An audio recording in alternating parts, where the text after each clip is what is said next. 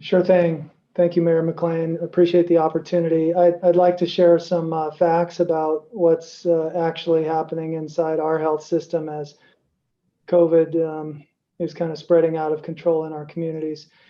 Our inpatient census of COVID patients has been steadily rising over the past 6 weeks.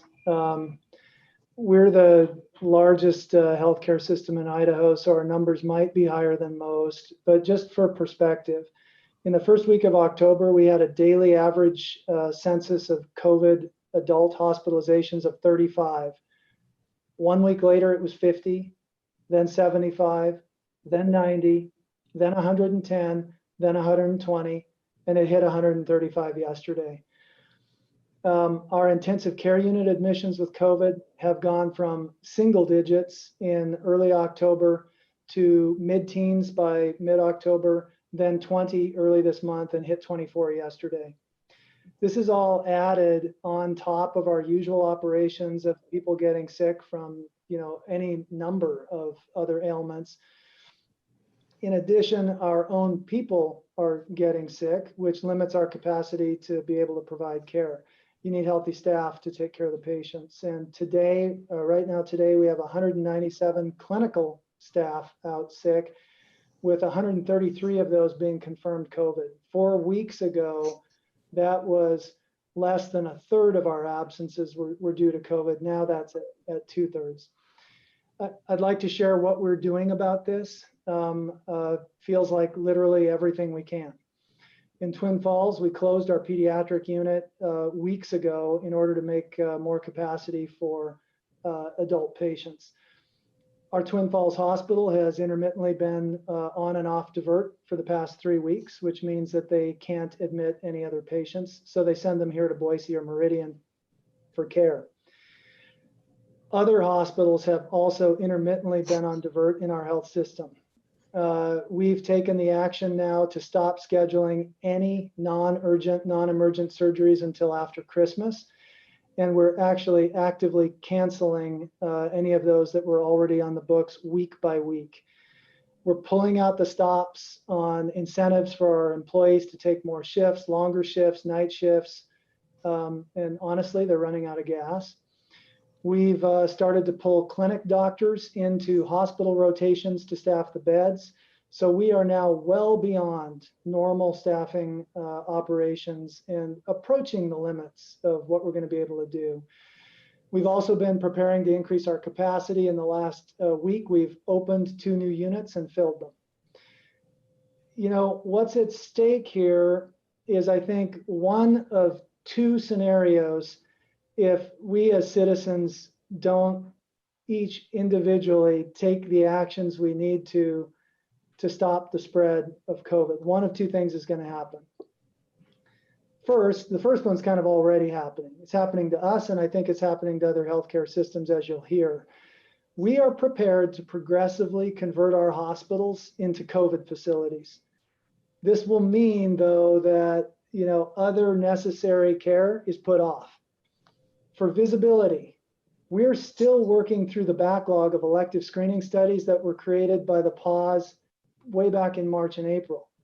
Now, these are not urgent and they're not emergent, but they are important. And to the degree that we continue to delay these screening studies, we're going to have curable conditions that can be found early become uncurable ones that we find late. We also have patients who actually need surgical relief just to manage their pain, whether it's musculoskeletal or abdominal or somewhere else. So that's already happening, and it will continue to build up and get worse. The other thing, though, that will happen here if we don't get a handle on this is that as the COVID activity continues to rise, our ability to turn our hospitals, expand into COVID facilities will reach its limit. It will reach its natural limit, and the governor will be forced to institute crisis standards. And this means healthcare providers would need to make triage decisions and actually ration care to those most likely to survive. We do not have to end up there. That scenario is entirely preventable if we all act together. maybe the last point on the update is that we're in the just in case business. In other words, people expect that our services will be here just in case. So just in case your dad falls and breaks his hip, just in case your mom gets dizzy and has a stroke, just in case your spouse gets COVID and happens to be in the unlucky minority who gets really sick. If crisis standards are implemented, people are going to be caught by surprise because these sorts of therapies might not be available. And if we let that happen, it's going to be our collective fault as citizens. When you watch a train coming down the track toward you, I suppose you tell yourself it might stop, but it probably won't, so you get out of the way. We've been giving this message as healthcare providers since April, and we are starting to wonder if anyone's listening. I think action that could help Mayor McLean would be to activate the business community to support those businesses that are actually employing good practices and bumping into citizens that are not wanting to adhere to those practices, and to bring enforcement and consequences to those businesses that are not employing good practices. I think that clarity would help, and realize we're speaking to you in your role as the mayor of Boise. And as I've said multiple times before, this isn't just a Boise thing. This is a regional and statewide thing. So, ideally we'd have action that's quite a bit more broad, other municipalities, other counties. But thank you for convening us today.